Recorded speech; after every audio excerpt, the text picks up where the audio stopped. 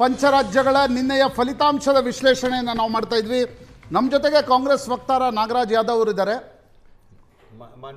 ನಾಗರಾಜ್ ಯಾದವ್ ಅವರೇ, ಎಲ್ಲರ ಪ್ರಶ್ನೆಗಳಿಗೆ ಇವತ್ತು ಉತ್ತರ ಕೊಡುವ ಸ್ಥಿತಿಯಲ್ಲಿದ್ದೀರಿ. ಬರೀ SIR ಬಿಟ್ಟರೆ ರಾಹುಲ್ ಗಾಂಧಿ ಏನನ್ನೂ ಮಾತಾಡ್ತಾ ಇಲ್ಲ. ಈಗ SIR ಒಂದು ಸೈಡ್ಗಿರಲಿ, ಜೊತೆಗೆ ಮಾತಾಡಬೇಕು ಅಂದರೆ ಈ ರಿಸಲ್ಟ್ಗೆ ಕಾರಣಗಳು ಏನು ಅಂತೇಳಿ ನಾವು ಮಾತಾಡ್ತಾ ಹೋಗ್ತಾ ಇರಬೇಕು. ತಾವು ಮಾತಾಡುವಾಗ ಹಲವಾರು ವಿಚಾರಗಳನ್ನು ಪ್ರಸ್ತಾವ ಮಾಡಿದ್ವಿ. ರವೀಂದ್ರ ರೇಷ್ಮೆ ಅವರು ಕೂಡ ಪ್ರಸ್ತಾವ ಮಾಡಿದರು.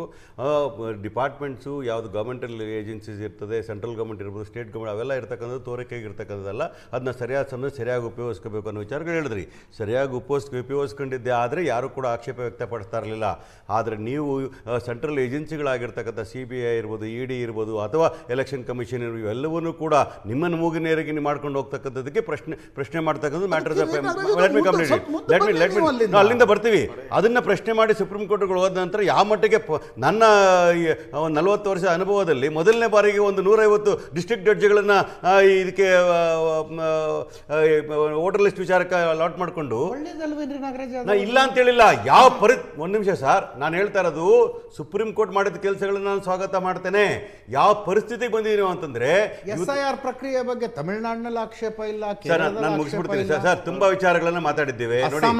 ಸರ್ ಒಂದು ನಿಮಿಷ ಸರ್, ನಾನು ಯಾವ ರೀತಿ ಮಾತಾಡ್ತಕ್ಕಂಥದ್ದು ಸೋಲು ಗೆಲುವು ಎರಡನ್ನು ಕೂಡ ಸ್ವೀಕಾರ ಮಾಡಬೇಕು. ಸೋತಾಗ ಯಾಕೆ ಸೋತೆ ಅಂತೇಳಿ ಆತ್ಮಾವಲೋಕನ ಮಾಡ್ಕೋಬೇಕು, ಮುಂದಿನ ಫೈಟ್ ಮಾಡಬೇಕು ಅಂತ ಹೇಳೋ ವಿಚಾರಗಳು.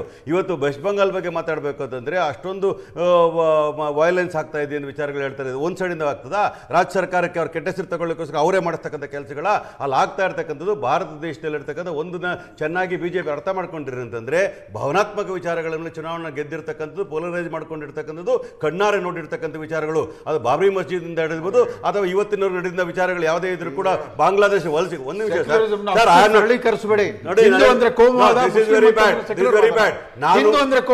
ಮುಸ್ಲಿಂ ಅಂತಂದ್ರೆ ಅದು ನಿಮ್ಮ ವ್ಯಾಖ್ಯಾನ ಇರ್ಬೋದು, ನಿಮ್ಮ ವ್ಯಾಖ್ಯಾನ ಇರ್ಬೋದು, ಅದು ರವೀಂದ್ರ ರೇಷ್ಮೆ ವ್ಯಾಖ್ಯಾನ ಇರ್ಬೋದು. ನಾನು ಹೇಳ್ತಾ ಇದ್ದೀನಿ, ಸೆಕ್ಯುಲರ್ ಮತಗಳು ಅಂದ್ರೆ ಏನು? ಸೆಕ್ಯುಲರ್ ಮತಗಳು ಅಂದ್ರೆ ನಾನು ಸೆಕ್ಯುಲರ್ ಮತ ಅಂತ ಹೇಳಿಲ್ಲ. ನಾನು ಹೇಳ್ತಾ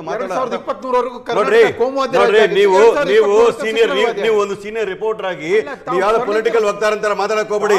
ನಾನು ಹೇಳೋ ಮಾತನ್ನ ಕೇಳ್ಕೊಳ್ಳಿ.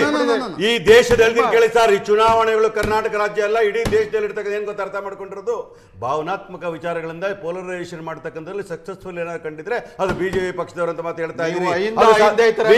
ಮಾತಾಡ್ತೀವಿ ಸೆಂಟ್ರಲ್ಲಿ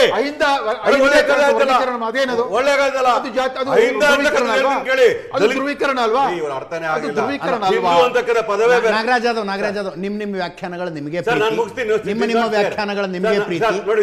ಅಲ್ಲ, ಒಂದ್ ನಿಮಿಷ. ರಾಹುಲ್ ಗಾಂಧಿ ಅವರು ನಾನು AIMSಗೆ ಹೋಗಿದ್ದೆ, ಹಾಸ್ಪಿಟಲ್ ನಲ್ಲಿ ಡಾಕ್ಟರ್ಗಳ ಲಿಸ್ಟ್ ನೋಡಿದೆ, ಆ ಡಾಕ್ಟರ್ಗಳ ಲಿಸ್ಟ್ ನಲ್ಲಿ ಆ ಜಾತಿಯವರಿಲ್ಲ, ಈ ಜಾತಿಯವರಿಲ್ಲ ಅಂತ ಮಾತಾಡಿದ್ರೆ ಸೆಕ್ಯುಲರಿಸಮ್. ಒಂದ್ ನಿಮಿಷ. ಎಲ್ಲರಿಗೂ ಸಮಾನ ಅವಕಾಶಗಳು ದೊರಕಬೇಕು ಅಂತಕ್ಕಂಥ ಸಂವಿಧಾನದ ಆಶಯ.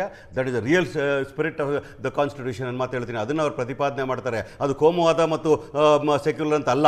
There is no chance given to a deprived section ಅಂತ ಹೇಳ್ತಕ್ಕಂಥ ನೀವು ಅದನ್ನ ಮುಗಿಸ್ಬಿಡ್ತೀನಿ, ಆಮೇಲೆ ಹೋಗೋಣ. Is also my colleague only. Let me tell you one thing. ನಾನು ಹೇಳ್ತಾ ಇರ್ತಕ್ಕಂಥ BJP ಪೋಲರೈಸೇಷನ್ ನಿಸೀಮರು ಮಾಡ್ಕೊಂಡಿದ್ದಾರೆ, ದುರುಪಯೋಗವನ್ನು ಪಡ್ಕೊಂಡಿದ್ದಾರೆ, ಆಫೀಸ್ಗಳನ್ನ ಮಾಡ್ಕೊಂಡಿದ್ದಾರೆ. ಅದ್ರ ಹೇಳ್ತೀನಿ ಕೇಳಿ, ಕೇಳ್ಕೊಳ್ರಿ.